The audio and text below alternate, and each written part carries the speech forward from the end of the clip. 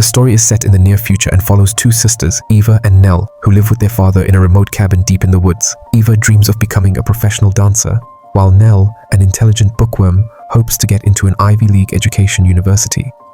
One day, while Robert is reading, breaking news interrupts the TV broadcast. A massive power outage has struck the entire West Coast. Moments later, their own power cuts out, and Nell notices that her phone signal has vanished too. Now forced to study using only books, she goes outside to retrieve a flashlight from the car, but in her distraction, she forgets to close the trunk properly, leaving the lights on all night and draining the car battery. The next morning, when the family prepares to go out for fuel, the car won't start. Robert digs around for a spare battery while Nell turns on the radio for updates. The broadcast explains that a nearby power plant has been shut down, and there are even rumors of terrorist activity linked to the outages. With over 300 million people affected, the government urges citizens to stay at home and conserve resources. Using a chainsaw and ingenuity, Robert manages to get the car running again. The family immediately drives into the city to gather supplies, but on the way, they notice abandoned homes and empty roads. When they finally reach a grocery store, most of the shelves are empty. The store clerk, a man named Stan, roams the aisles with a rifle, warning that looters have tried to raid the place. Robert keeps calm and buys both groceries and 5 gallons of gas. Stan kindly adds a box of extra goods and asks if they plan on leaving town, but Robert says they're staying put. The following weeks, the family lives off their stockpiled supplies. With no electricity and no updates from the outside world, Robert suspects that society may have collapsed entirely. He decides they should avoid going to town, reasoning that they can survive with water, their chickens, and what they can hunt in the woods.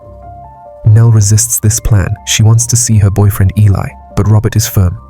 One day, while chopping wood in the forest, Robert slips and cuts deep into his thigh with the chainsaw. Eva and Nell try to stop the bleeding with the belt, but the wound is too severe. As he weakens, he urges them to love and care for each other.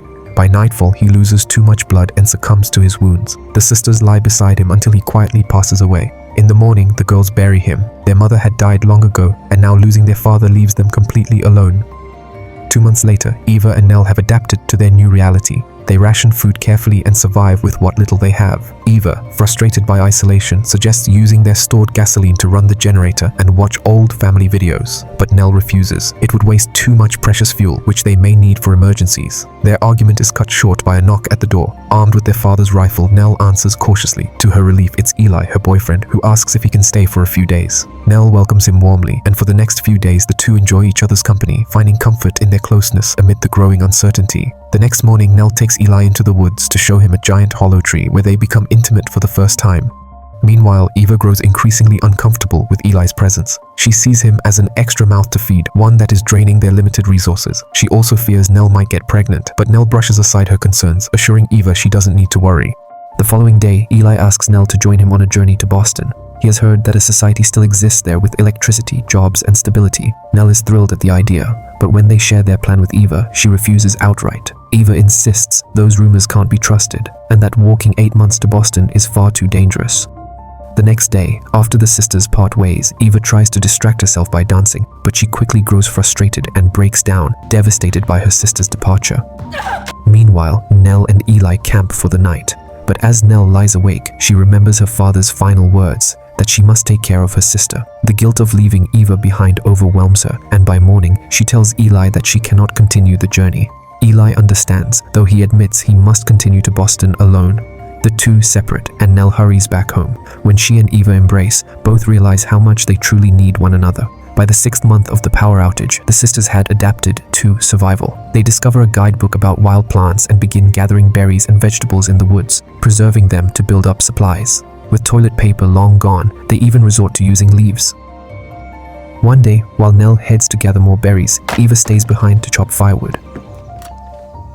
Suddenly, a man approaches her. It is Stan, the shopkeeper from the town. He claims he's only passing through, but Eva senses something off. She lies, telling him her father is nearby chopping wood. The moment her guard drops, Stan attacks and violently assaults her, ignoring her screams. Afterward, he steals a gas canister and takes off with their car. By the time Nell returns, the damage is done. Horrified by Eva's condition, she helps her sister and tends to her as best she can. Eva forces herself to take emergency contraception to avoid pregnancy, while Nell spends days reinforcing the cabin to protect them. Hoping to lift Eva's spirits, she even burns fuel to play music through the generator, but nothing seems to heal the emotional wound. 2 months later, the sisters are still living in isolation and their food supply is nearly gone.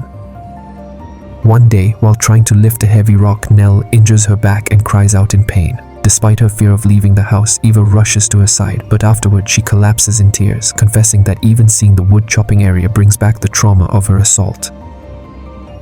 Nell holds her close and they fall asleep beside one another. The next morning, Eva begins vomiting. After consulting their books, the sisters realize she is pregnant despite having taken precautions. Nell suggests an abortion, but Eva refuses, insisting on keeping the baby.